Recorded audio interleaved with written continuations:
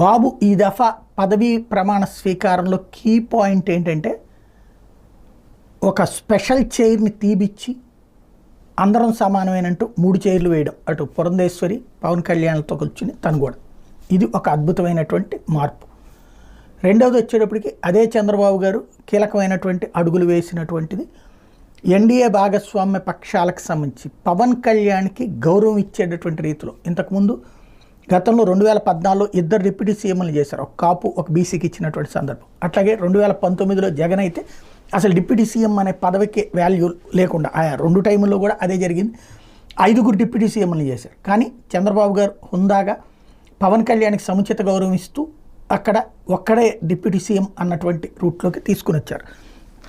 దీనికి తోడు ప్రధానమైనటువంటిది అంటే కొత్తగా మంత్రులు కొణిదెల పవన్ కళ్యాణ్, నారా లోకేష్, కింజరపు అచ్చెన్నాయుడు, ఇందులో పవన్ కళ్యాణ్